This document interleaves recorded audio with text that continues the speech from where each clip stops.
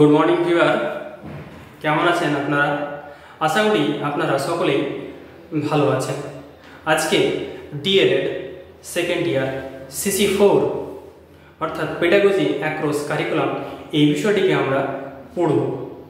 এই বিষয়টির যে প্রথম ইউনিট রয়েছে সেই ইউনিটের প্রথম যে পয়েন্ট সেই পয়েন্ট হলো শিক্ষণ বিজ্ঞান কি, অর্থাৎ শিক্ষণ বিজ্ঞানের অর্থ কী। এই বিষয়টিকে বোঝার পূর্বে একটি বিষয় যদি বলি যে কে পড়বে, কে পড়াবেন, কি পড়াবেন এবং কোথায় পড়াবেন। কে পড়বেন? শিক্ষার্থী। কে পড়াবেন? শিক্ষক। কি পড়বেন? পাঠ্যক্রম বা বিষয়। কোথায় পড়াবেন? বিদ্যালয়। এই চারটা বিষয়কে কেন্দ্র করে যে একটি প্রশ্ন সেটি হলো কেন পড়বেন। উত্তরে যদি বলা যায় শিক্ষার্থী জ্ঞান অর্জনের জন্যই পড়বেন, যে জ্ঞান সারা জীবনব্যাপী এবং ব্যবহারিক জীবনে প্রয়োগ করতে পারবে। এখন প্রশ্ন হলো শিক্ষক কিভাবে পড়াবেন, অর্থাৎ শিক্ষণ বিজ্ঞান কি। যদি বলি যে pedagogy is science and art of teaching, অন্যভাবে যদি বলা যায় যে pedagogy is study of teaching. এখন প্রশ্ন হলো যে এই পেডাগজিকে সায়েন্স এবং আর্টস বলা হয় কেন।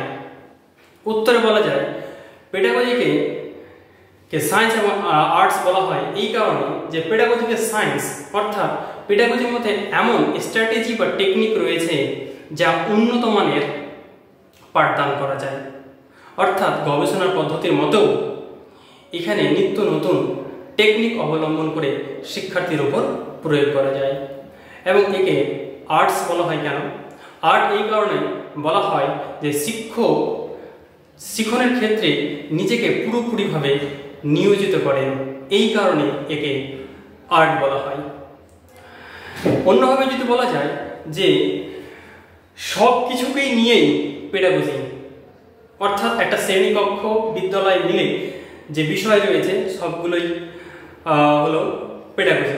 যেমন একটি শ্রেণীকক্ষে শিক্ষক কিভাবে পড়াবেন, ব্যক্তি বৈষম্য কিভাবে নিয়ন্ত্রণ করবেন এবং কিভাবে ছাত্রদের মূল্যায়ন করবেন, এই সমস্ত বিষয়গুলো নিয়ে হলো পেডাগজি। বইয়ের ভাষায় যদি বলি যে পেডাগজি কি, তো পেডাগজি হলো শিক্ষার তাত্ত্বিক ও ব্যবহারিক বিষয়ে সমন্বয় সাধন করে, অর্থাৎ কিভাবে বা কি শিখেছি আর কিভাবে ব্যবহার করছি এই দুই বিষয়ের সমন্বয়ই হলো পেডাগজি। এখন প্রশ্ন হতে পারে পেডাগজি কাকে বলা হয়। এখানে পেডাগজি তাকেই বলা হয়, অর্থাৎ পেডাগজি শব্দটি এসেছে গ্রিক শব্দ পেডাগোগিয়া থেকে। এবার পেডাগোগিয়া বা পেডাগজি শব্দটি দুটি শব্দের মিলিত রূপ, এটা পেডা, এটা হলো গোগিয়া। পেডা শব্দের অর্থ হলো শিশু এবং গোগিয়া শব্দের অর্থ হলো পরিচালনা করা, অর্থাৎ শিশুকে পরিচালনা করা।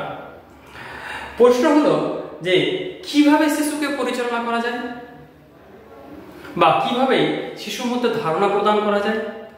এর উত্তরে আমরা বলতে পারি যে শিশুকে বিভিন্ন পদ্ধতির মাধ্যমে তার মধ্যে ধারণা প্রদান করা যায়, যেমন পর্যবেক্ষণের পদ্ধতি, আবিষ্কারমূলক পদ্ধতি, তুলনামূলক পদ্ধতি, ব্রুনারের কনসেপ্ট অ্যাটেনমেন্ট মডেল পদ্ধতি এবং নির্দেশমূলক দানের মাধ্যমে আমরা এই শিশুর মধ্যে ধারণা দান করতে পারি। আজকে এই পর্যন্ত। নেক্সট আবিষ্কারের পদ্ধতি পরের ভিডিওতে।